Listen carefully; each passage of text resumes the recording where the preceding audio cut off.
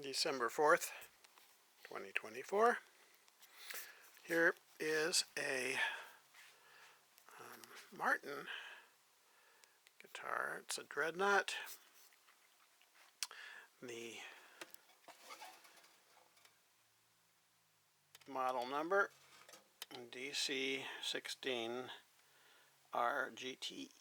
It says a gloss top, and if it ever was a gloss top, it certainly is occluded by a bunch of smudge, I'll just call it. And I've loosened the action, and you can see how terrible, how high the strings are, even with no tension.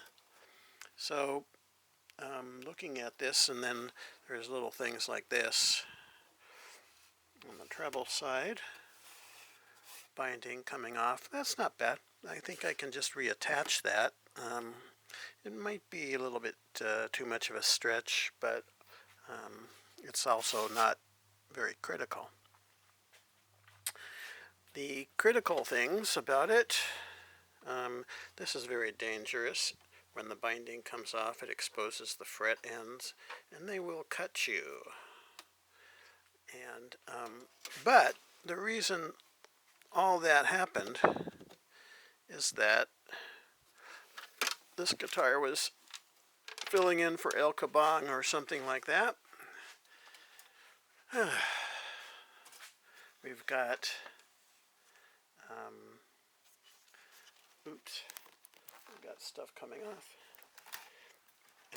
We've got this showing, and that's obviously much larger than the binding space. And you can see, I'll just see if I can show you what's going on with that.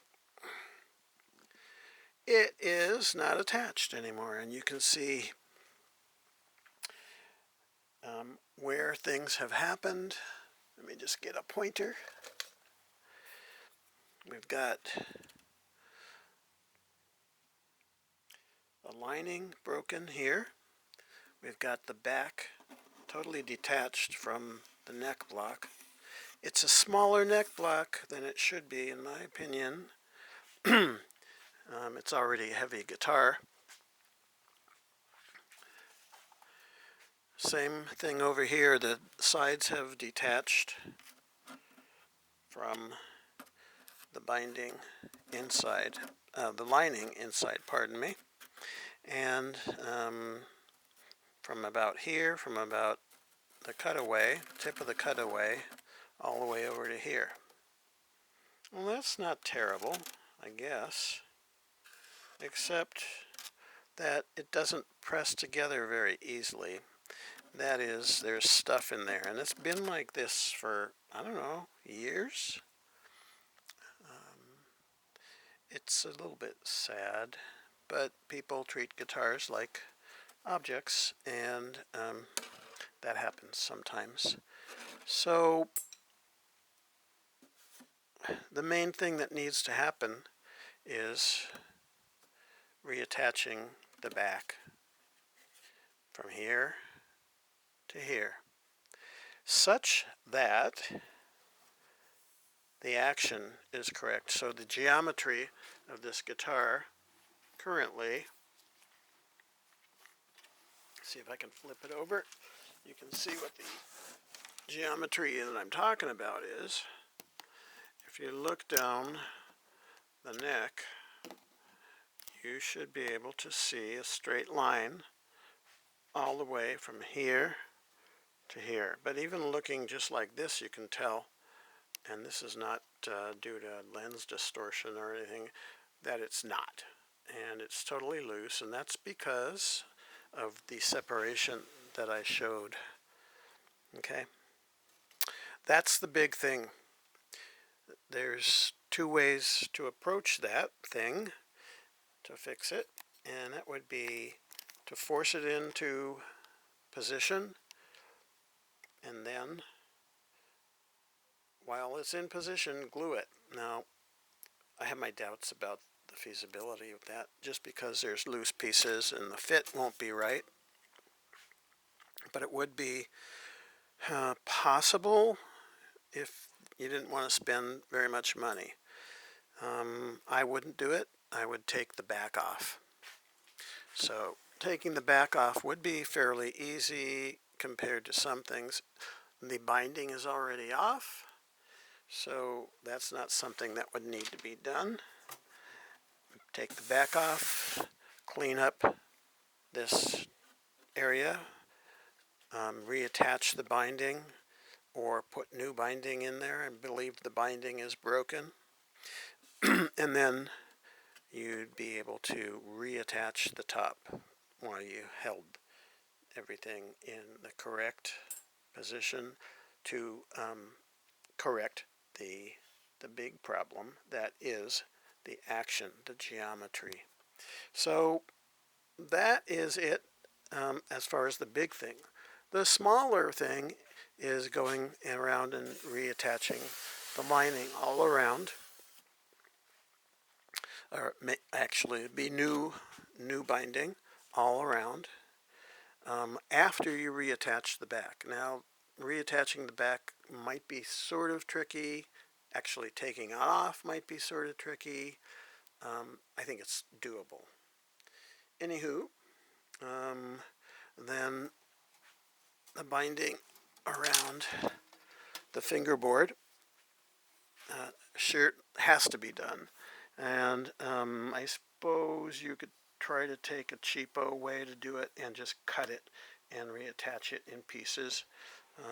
Not recommended, but on the other hand, this is not a super fine guitar. I don't know what it cost originally. Maybe $1,000, $2,000. I have no idea if the electronics work, nor do I have any desire to really find out what's going on with those. But I suppose at some point in time, if the guitar were playable, that might matter. But the guitar is not playable. There's enough bones here to think about fixing it, but whether or not it's worth it to anybody, it's debatable. So, not sure how to summarize this, except if I were familiar, I guess, with this guitar as a player, then I might be able to give some sort of opinion about whether or not it's worth it.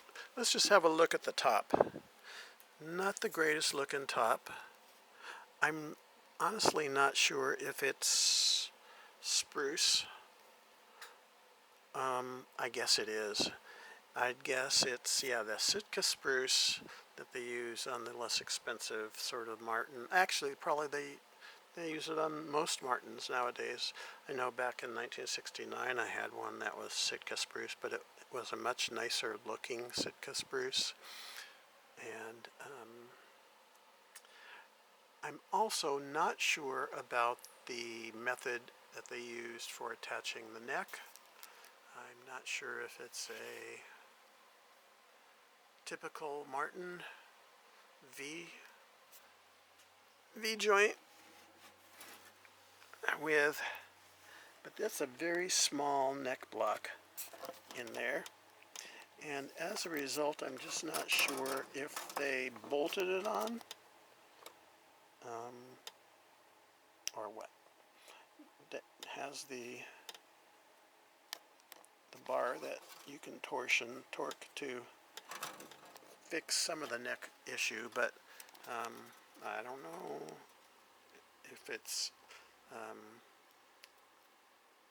possible to fix it. So that's the situation. I could come up with an estimate of time and materials to fix it. The time is the big deal. The materials really are just, as far as I can see, they're just the lining and possibly some binding.